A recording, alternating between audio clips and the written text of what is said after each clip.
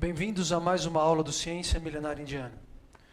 Hoje nós vamos falar sobre o impacto positivo no meio ambiente de uma dieta vegetariana, de uma sociedade que diminui o seu consumo de carne e caminha em direção àquilo que a literatura da antiga Índia chamaria de uma alimentação no modo da bondade, de uma alimentação mais compassiva.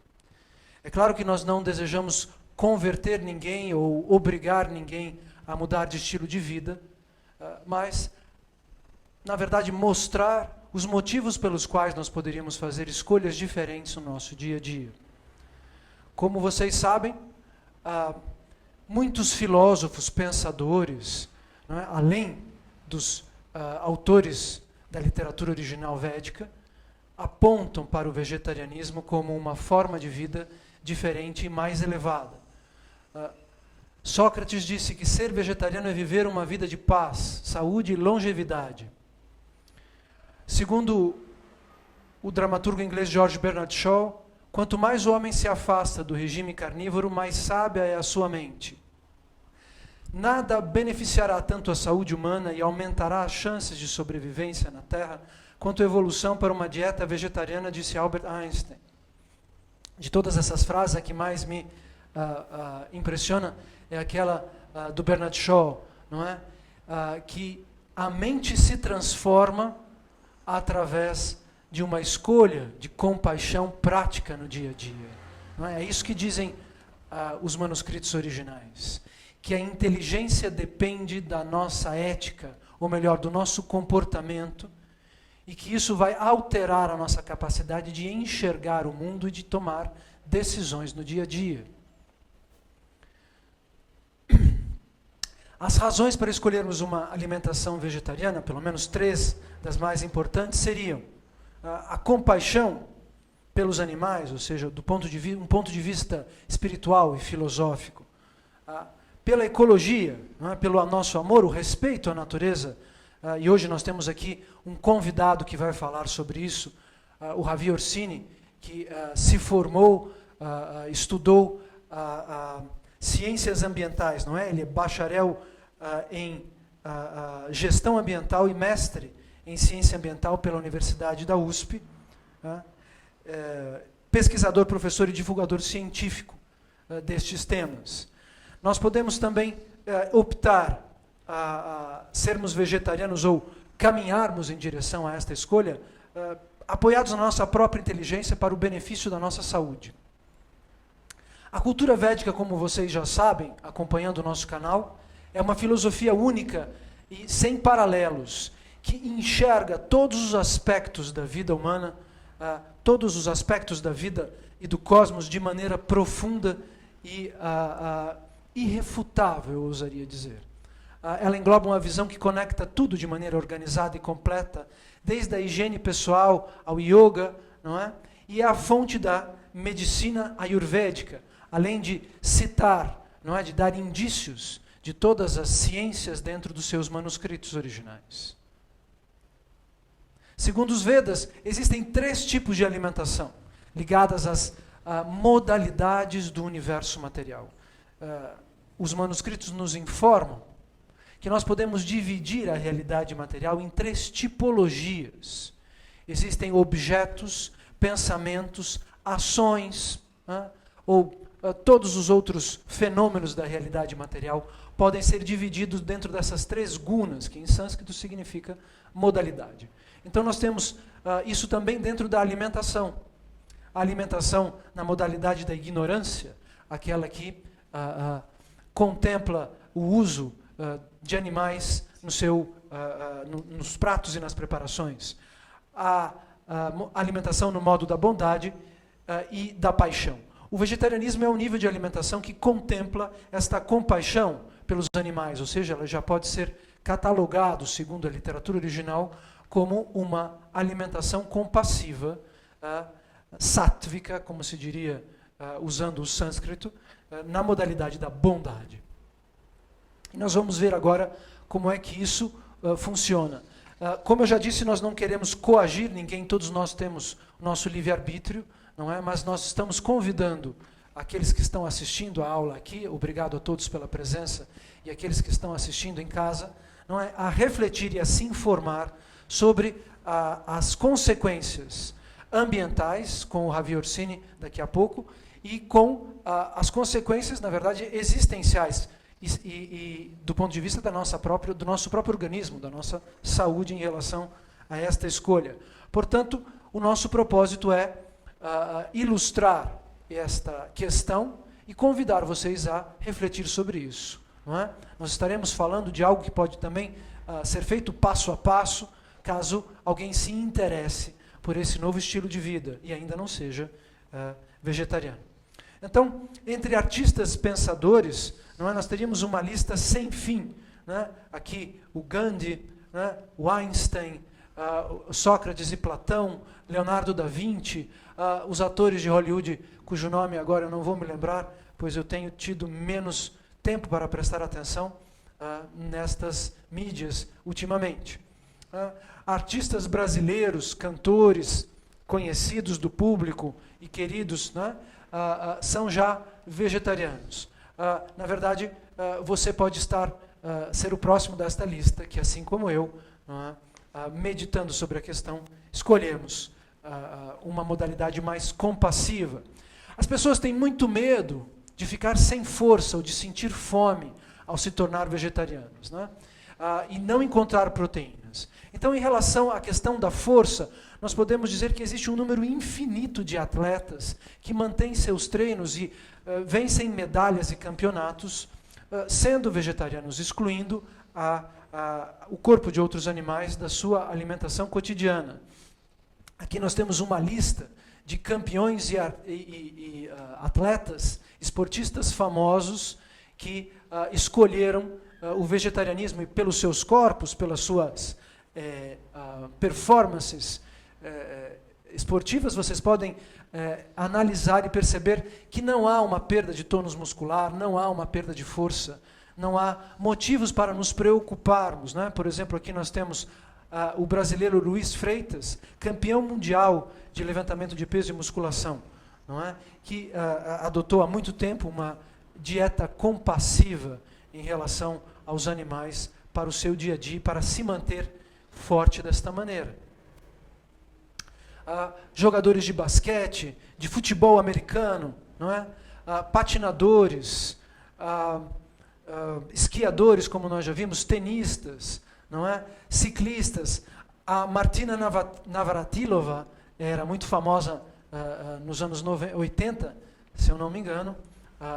Ela venceu 18 Grand Slams, 9 títulos em Wimbledon, né? O Borg é um tenista masculino bastante famoso por ter vencido 5. Ela é uma tenista que entrou para a história por ter vencido mais de 1000 torneios de tênis. Era vegetariana. O Carl Lewis, não é, o maratoneta, declarou que, como atleta, sua maior vitória foi ter completado o primeiro ano como vegetariano. Aqui está a musculatura do Carl Lewis, que, depois de ser vegetariano, continuou recebendo no pódio medalhas de ouro, prata e bronze pela sua performance esportiva.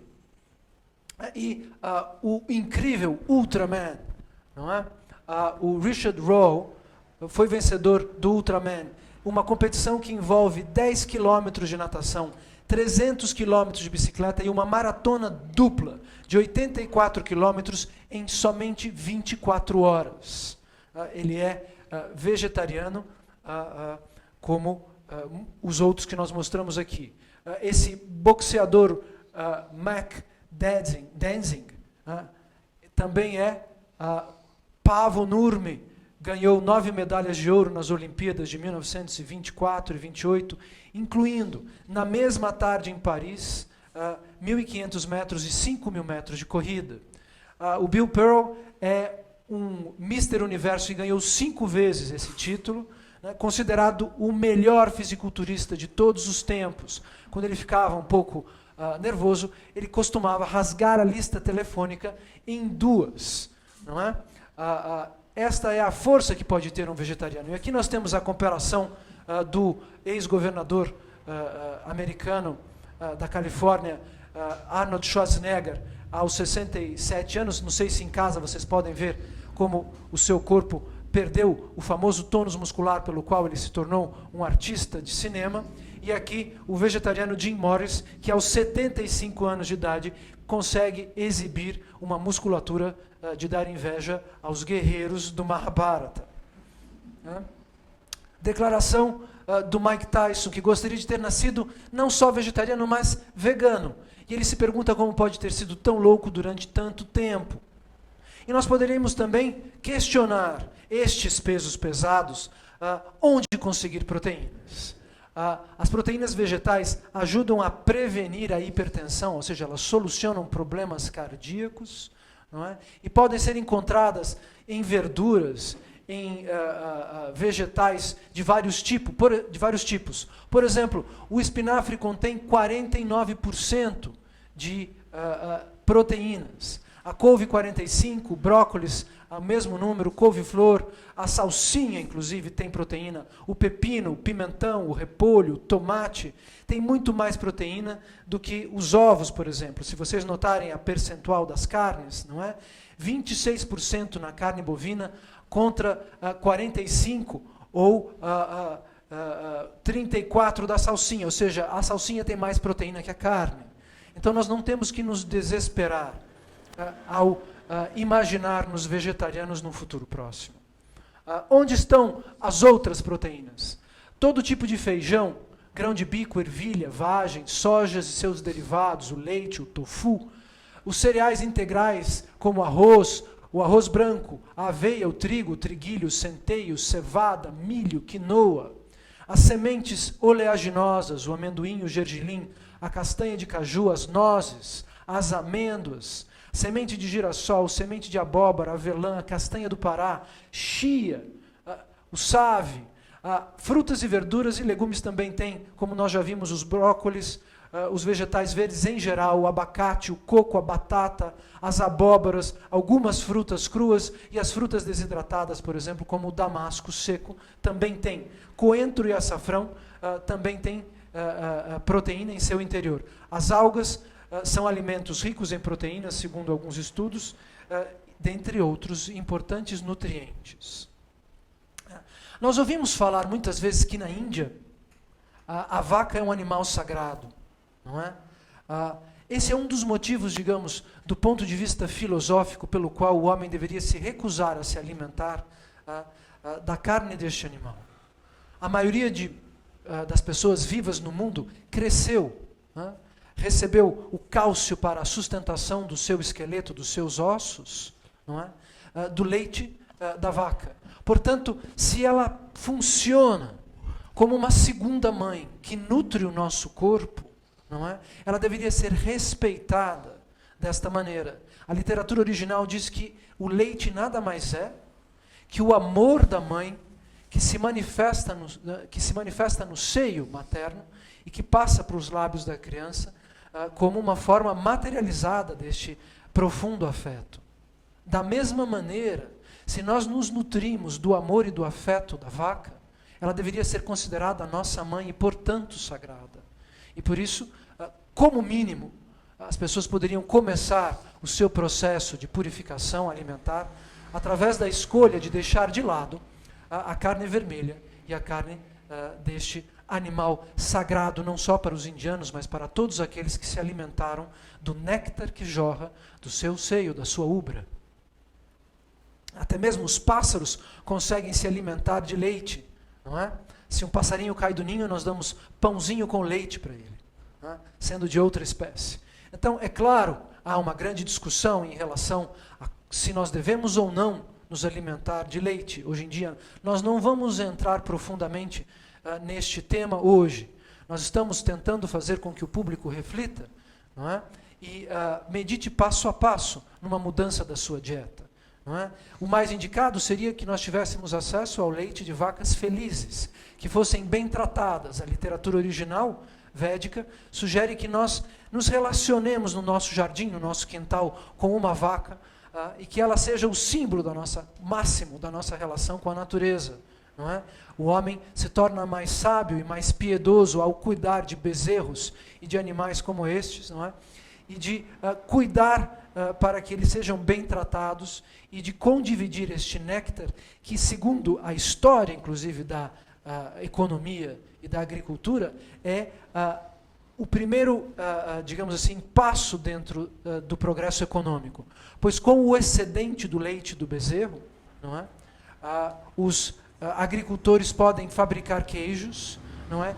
E lucrar e começar um trabalho em relação à venda destes queijos na sociedade e assim, aos poucos, criar a riqueza que sustenta a sociedade agrícola, não é? Os vegetarianos são comumente provocados por conta deste pequeno dentinho, não é? Nós somos chamados a explicar os carnívoros, como se este dente fosse a prova de que nós somos carnistas, como dizem hoje em dia, por natureza. Muito bem, este é o sorriso de um animal carnívoro. É assim que funciona na natureza a dentição deste tipo de animal. Não assim. Não é? Este sorriso humano jamais pode ser comparado, não é, com a dentadura de uma hiena, de um tigre, de uma fera feroz que se alimenta de sangue cru e quente no meio da floresta. Não é? Os carnívoros, como nós vamos ver, eles têm não somente os caninos diferentes dos nossos, mas os músculos faciais, a forma da mandíbula, a abertura da boca, o tamanho e a posição dos dentes, o tipo da saliva, a mastigação, a acidez no estômago, o tamanho do intestino, a capacidade do fígado e dos rins, a forma das unhas, diferente da nossa. Aqui há uma tabela de comparação que, inclusive, eu tive que cortar, pois ela não cabia no slide. Não é? Tudo nos humanos é idêntico à estrutura do organismo dos herbívoros e diferente dos onívoros e dos carnívoros. Nós não poderíamos nem ser considerados onívoros por conta das nossas características naturais. Elas são idênticas à dos herbívoros e diferentes das dos carnívoros. Nós já falamos dos músculos faciais, não é? Mas, por exemplo, o tamanho do intestino. O nosso intestino é longo, pois ele deve digerir, ajudar no processo digestivo. Nos carnívoros ele é curto, pois a carne entra em putrefação e ela deve ser eliminada por um tubo de escapamento menor para que o animal não se intoxique das enzimas produzidas pela carne. Então, o fígado, os rins, a saliva, as enzimas da nossa saliva digerem carboidratos, a saliva dos carnívoros não tem enzimas digestivas, eles digerem a carne diretamente no estômago, não é? Há pessoas que também nos dizem que matar uma vaca é igual a colher uma fruta, ou matar o feijão que estava crescendo no campo. Mas há uma grande diferença entre colher uma flor, por exemplo, vocês podem pensar nisso, refletir sobre isso, e assassinar um gato ou o cachorro da vizinha. Não é? Como é que você faz para matar um animal? O que é necessário para exterminar a vida de um ser que fugiria se você tentasse mordê-lo? Não é? Além do fato de que o sistema nervoso dos vegetais não pode ser comparado ao sistema nervoso de um animal. Não é? Uma famosa frase diz que nós não deveríamos comer nada que tem rosto. Então, o que nós vamos... Para terminar, né, nós vamos meditar um pouquinho sobre essas questões do que ele falou. Em primeiro lugar, eu gostaria de dizer que, obviamente, o Ciência Milenária Indiana não está aqui para convencer ninguém de nada. Não é? Eu repito sempre isso, pois isso é muito importante. O que nós queremos é dar acesso. Então, nós não temos um desejo de catequizar ninguém, nem tampouco uma posição política que não seja filosófica. Não é?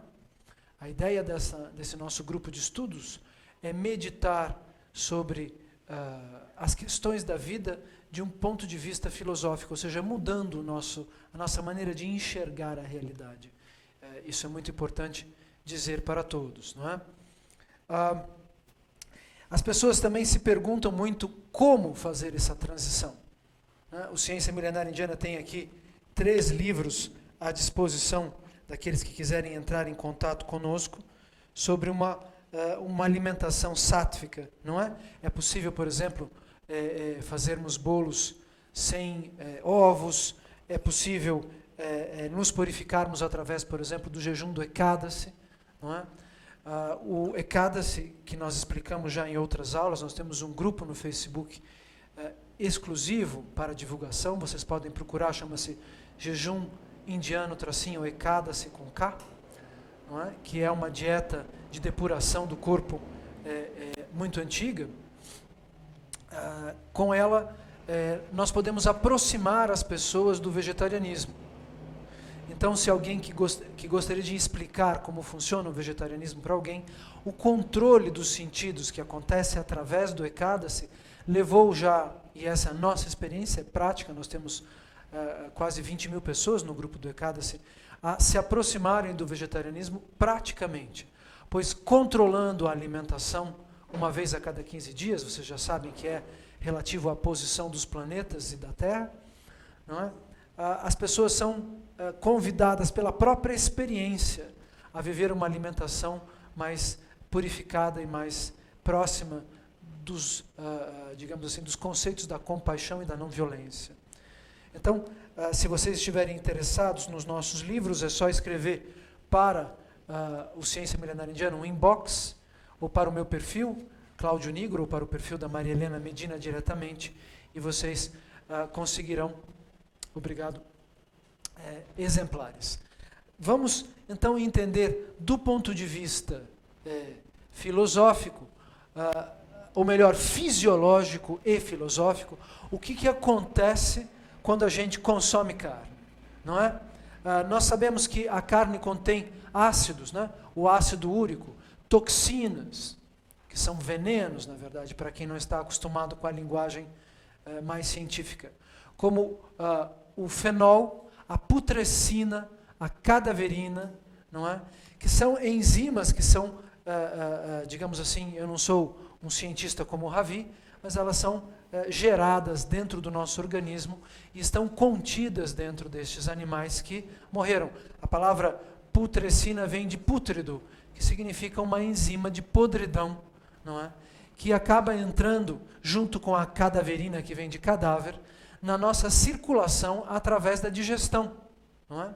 Os nitritos, os nitratos, que são cancerígenos, o sulfato de sódio, que é o que dá o aspecto saudável, não é? A carne é pintada de vermelho dentro, nas produções alimentares, porque de outra forma ela seria de um marrom esverdeado, pois ela está imediatamente depois do falecimento, não é? Da morte daquele animal, apodrecendo na velocidade do som, para não dizer ainda mais rápido. Então, salitre adicionado à carne, formol, chumbo, fora as solitárias que ela contém, as bactérias e os vírus diversos que tem dentro destes animais mortos. Tudo isso é digerido pelo nosso aparelho, não é? Pelo estômago e pelo aparelho digestivo, não é? E vai para a nossa corrente sanguínea. Isso vai irrorar as células do cérebro. Não é? É dessa maneira que nós devemos entender que a alimentação de carne, né, uma das maneiras com a qual nós podemos entender que a alimentação de carne impede, não é, a produção fisiológica de uma visão correta em relação ao mundo. Como pode uma pessoa ter conclusões lógicas, filosóficas elevadas em relação ao significado da vida, se o seu sangue está intoxicado com ácidos, toxinas, putrescina, cadaverina, nitritos, nitratos cancerígenos, sulfatos, salitre, formol, chumbo, vermes e bactérias? Como é que esse coquetel mortal pode produzir um pensamento lógico em relação aos significados da vida? É impossível imaginarmos que uma pessoa que se intoxica através da própria gula, não é, consiga enxergar a beleza da criação e os significados filosóficos da vida, que são explicados na literatura eterna, que são experimentados pelos buscadores sinceros, que têm a coragem de colocar o próprio apetite, o gosto, por determinados alimentos em segundo lugar, em relação a um senso de justiça e compaixão, ao olhar para a natureza e ao decidir o que comer e o que não comer. Os 4 princípios da literatura original, não é? A compaixão, entre eles, está baseada numa purificação física, que leva a uma conclusão mental, ao famoso Vedanta, ou ao Siddhanta, não é? De maneira fisiológica e profunda. Por que as pessoas não conseguem enxergar o milagre da existência? Pois elas estão embotadas, não é? Cobertas por camadas de gordura animal internamente, que não a do próprio corpo, mas a dos animais que morreram e que ela devorou de uma forma quase canibal, pois os animais são nossos irmãos, não é? No seu dia a dia. Os 4 princípios da literatura original, na verdade, são coisas que podem ser comprovadas cientificamente. Nós vamos ter uma aula inclusive sobre a não intoxicação, que vai explicar o porquê nós devemos alcançar um alto nível de serotonina, não é? E alcançar o nosso próprio divertimento, abrir a nossa percepção em relação ao mundo sem o uso de substâncias externas, mas através da nossa consciência e da nossa sinceridade.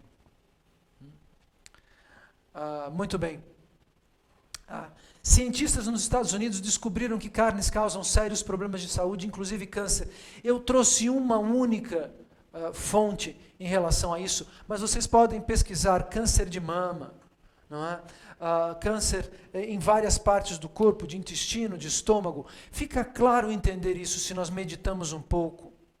Uma pessoa que enche o seu corpo de células de animais que morreram e induz o corpo no acúmulo de interstícios, nos interstícios do organismo, dessas substâncias, há uma putrefação destas células. Não é necessário nem mesmo meditarmos do ponto de vista filosófico em relação ao karma. É óbvio que alguém que se nutre como um vampiro do corpo de outros seres é muito mais induzido ao câncer do que pessoas que têm uma consciência e um desejo de poupar a vida dos outros animais de maneira mais sábia, não é? É uma questão de ação e reação. Eu estou me nutrindo do cadáver de outros animais e acredito que seja injusto ficar doente. Não é? Eu não mereço morrer de câncer. Mas eles merecem morrer para me dar prazer. Como é possível que um honesto e um sincero buscador espiritual ache que em nome da própria espiritualidade ele pode matar 70 bilhões de animais por ano, como disse o Ravi? O que nós somos? Um mundo de tigres ferozes?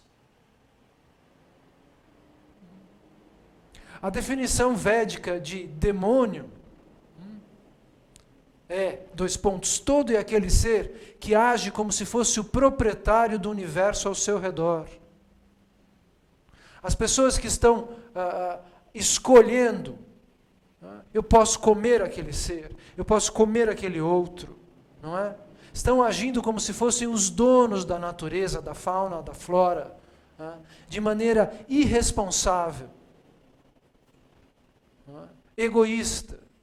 Isso é um fato, não é uma opinião pessoal. Nós temos dados científicos que foram apresentados aqui por um pesquisador sério, que foi publicado no Le Monde Diplomatique. Não se trata da minha opinião. Se trata do risco de vida, do ecossistema, da natureza, de um risco de vida pessoal. Por que arriscar uma morte de câncer? Aqueles que têm experiência com isso sabem quão desagradável é deixar o próprio corpo apodrecer, sem poder reagir a isso. É uma das mortes mais terríveis e temidas por todos. Um dos motivos, o cheiro de putrefação que se alastra do corpo do doente. Em que balança isso vale o prazer de ir a um churrasco? Ou ao chupar o sangue de outros animais como se fôssemos vampiros? Que direito tem um vampiro de acessar ao conhecimento eterno ou à vida eterna?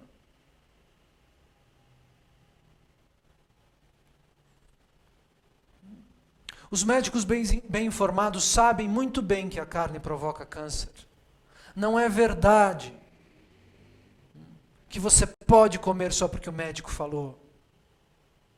Trata-se de uma posição confortável. Os profissionais da área de saúde que dizem isso, na verdade, dizem isso porque eles são carnívoros, carnistas, vampiros. Ou inconscientes em relação à maneira correta de se alimentar e de tratar a natureza. Eles repetem frases que mantêm a si mesmos em primeiro lugar e aos seus pacientes sob o pesado véu da ignorância, não é? Maia, a incapacidade de enxergar a realidade científica do mundo, como nós tivemos a oportunidade de ver aqui, dentro das pesquisas de um sério estudioso do assunto. Se fosse natural, como dizem, por que é que nós teríamos nojo de colocar carnes cruas na boca? Perdoem as imagens. Ninguém em sã consciência pegaria um pedaço de pele de frango e colocaria dentro da boca enquanto cozinha. Ou para matar a fome entre uma refeição e outra. Por que você não faz isso? Porque é nojento, em poucas palavras. Causa repugnância. Sem tempero, você não colocaria carne de nenhum animal na boca que fosse crua.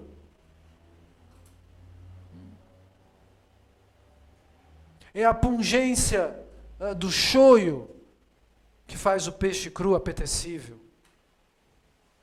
É a quantidade de temperos e de outros condimentos que faz o quibe cru suportável. Você poderia simplesmente temperar outros alimentos e se nutrir de coalhada seca, pão, hummus e todas as outras belas receitas da cozinha árabe, sem sentir falta nenhuma do cadáver triturado. Você não tem essa reação com fruta, ou nem com um grão de arroz ou feijão cru.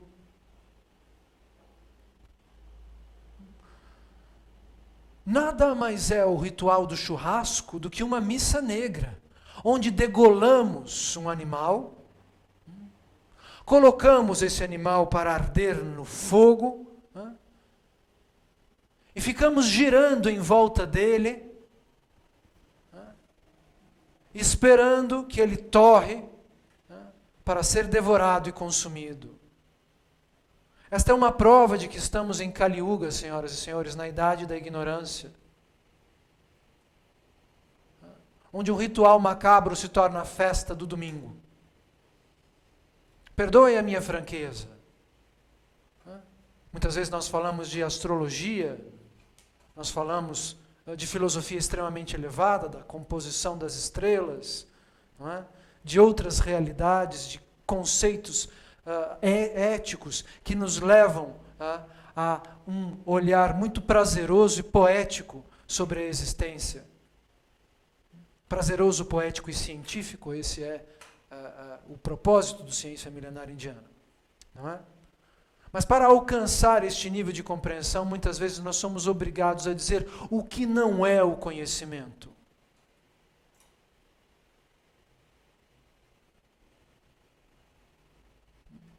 E o carnivorismo, a pecuária contemporânea, não é conhecimento, senhoras e senhores. Se você pessoalmente tivesse que estrangular a galinha,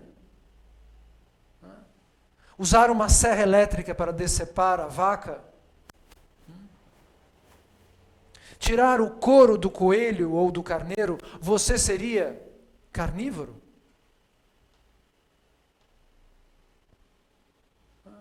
Qual é a diferença entre mandar matar alguém e matar a pessoa literalmente para um juiz, diante de um tribunal?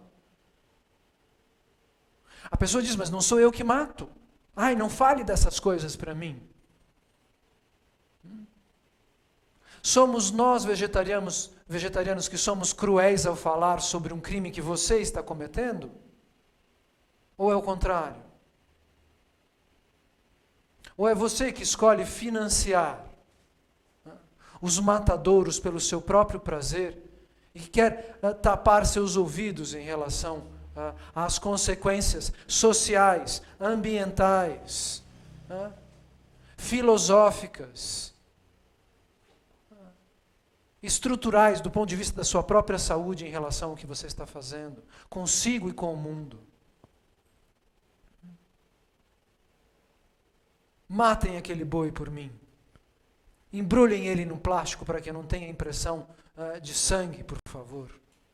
Está aqui o dinheiro para que vocês façam isso.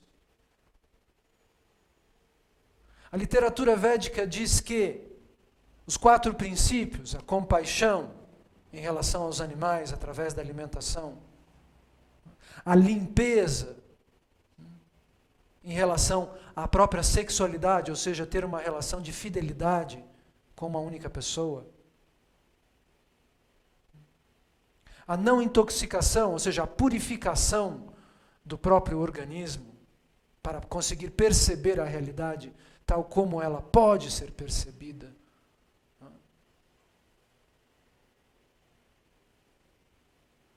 E a veracidade. Nós dizemos às vezes não aos jogos de azar, mas não é esse o sentido original. Originalmente está se dizendo não à manipulação, não à trapaça.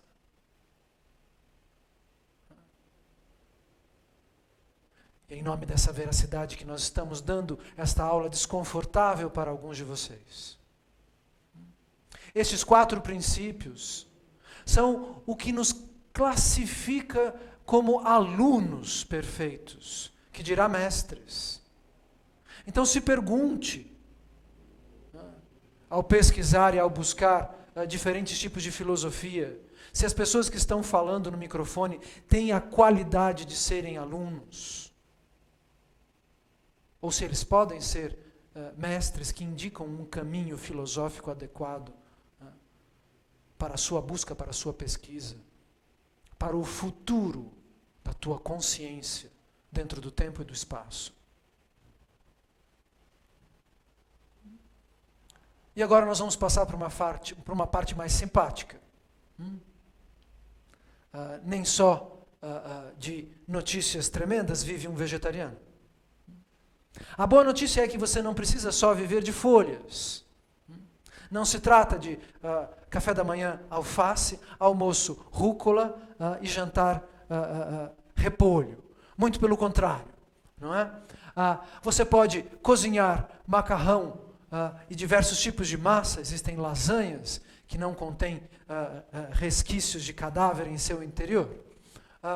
Então, quanto tipo de alimento você pode comprar para nutrir sua família e seu próprio corpo, não é? Para não falar de pizza, né? Uma das coisas mais gostosas que existem à disposição dos cozinheiros do mundo, não é? Tortas, quiches de vários tipos e formatos, sanduíches ao forno, recheados, abertos, tipo club sandwich, que é o meu tipo preferido de sanduíche. Eu não gosto da tampa. Acho que fica com muito pão. Você pode fazer bolinhos, fritar verduras, não é? Criar os famosos hambúrgueres vegetais com incalculáveis tipos de receita, não é?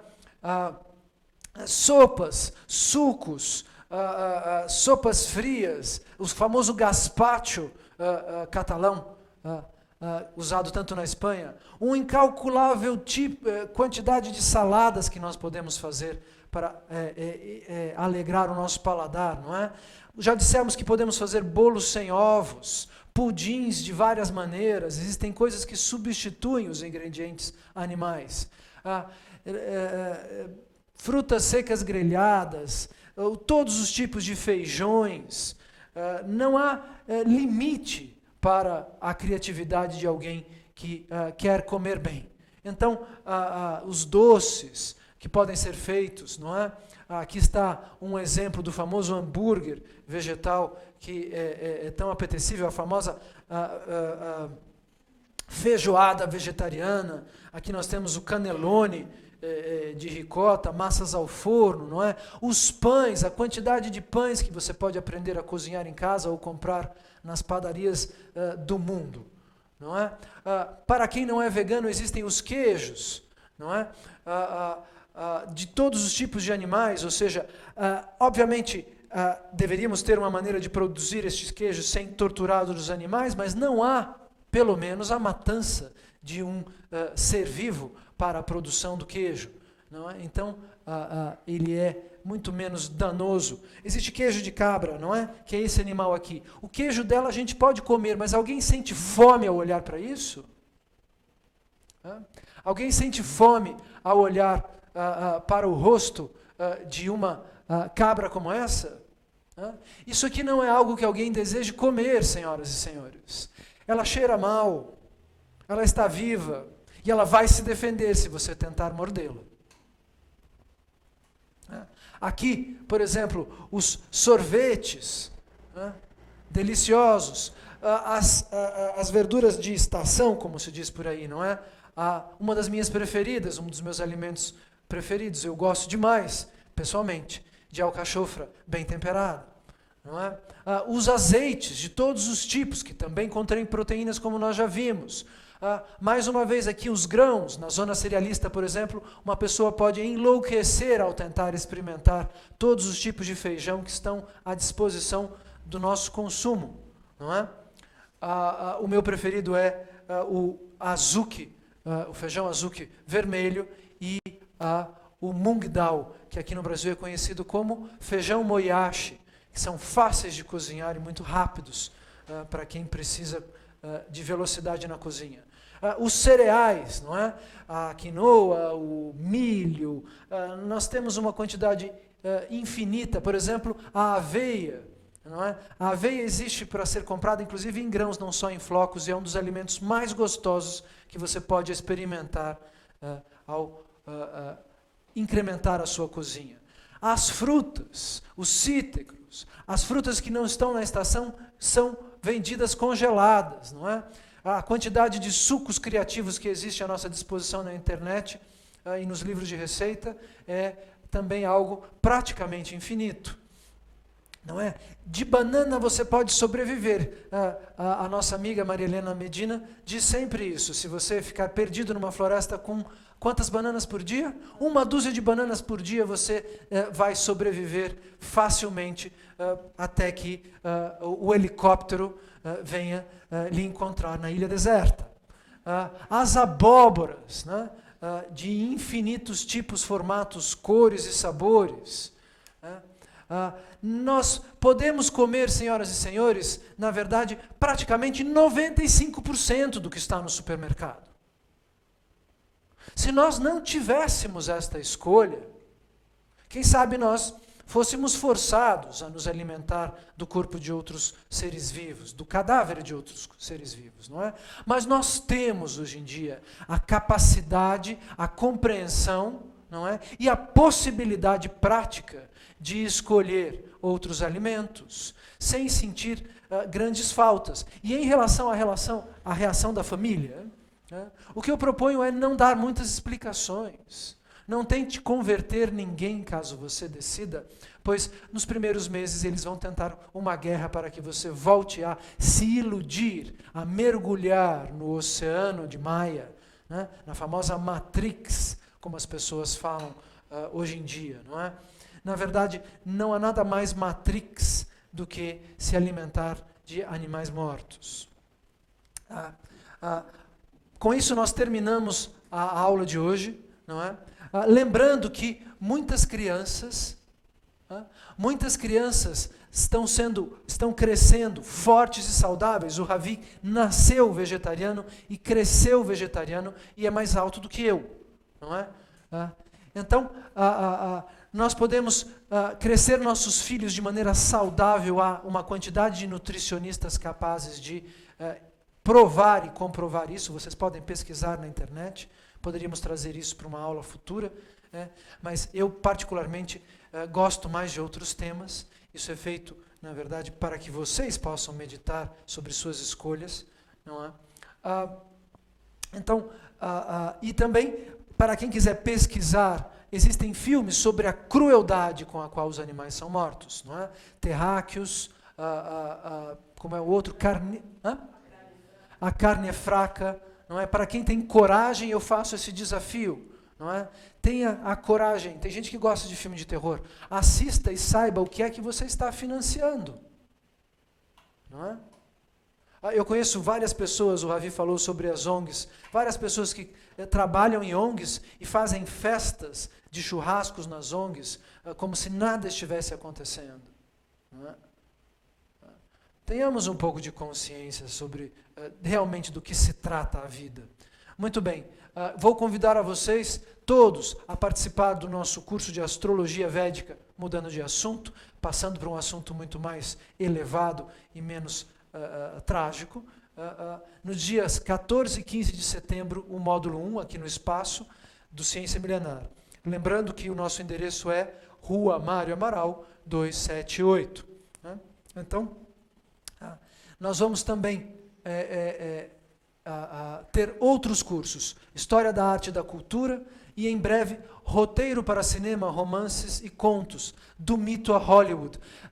Na verdade, a Ciência Milenar Indiana, isso era uma coisa que eu estudei durante muitos anos na minha vida, não é? Eu dei aulas de roteiro na Europa e aqui no Brasil.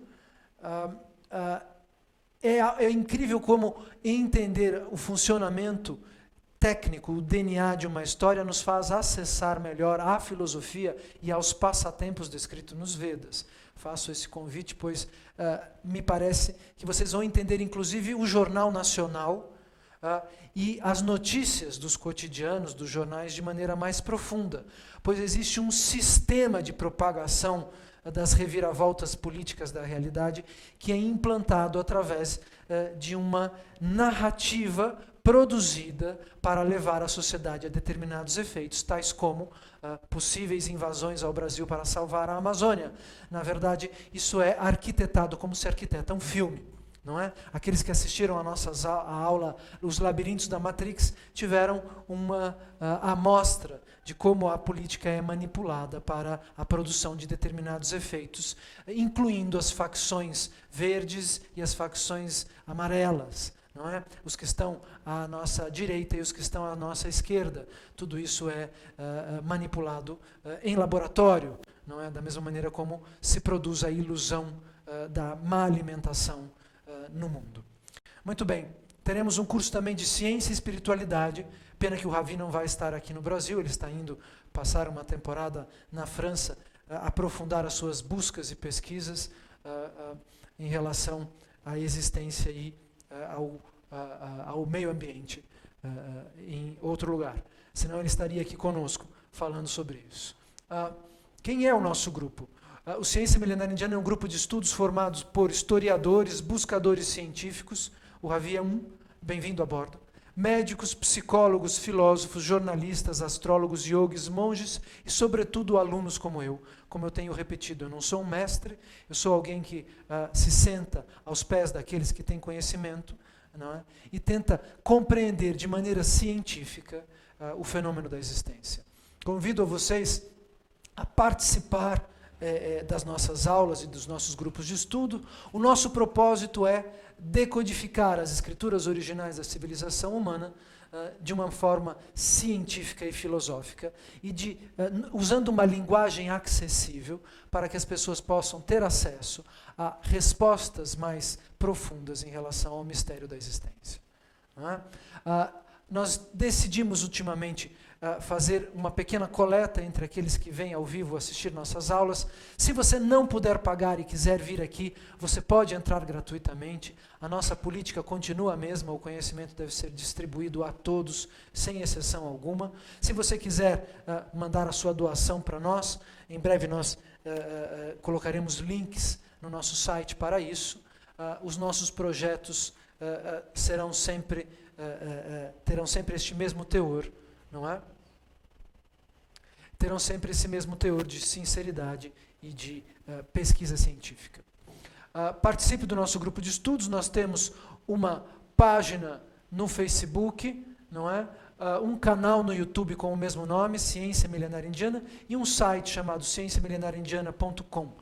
No site eu sugiro que vocês comecem assistindo A Verdadeira Origem da Cultura e Cultura Indiana e a Ciência da Autorrealização, onde nós falamos de maneira técnica, científica, histórica, antropológica, sobre o processo de alcançar um nível melhor de consciência na prática. Meu nome, como vocês já sabem, é Cláudio Nigro. Vocês podem me escrever pelo Facebook ou para o meu e-mail cnigros@hotmail.com para mais perguntas e elucidações. Agradeço a todos pela presença, principalmente ao Ravi Orsini.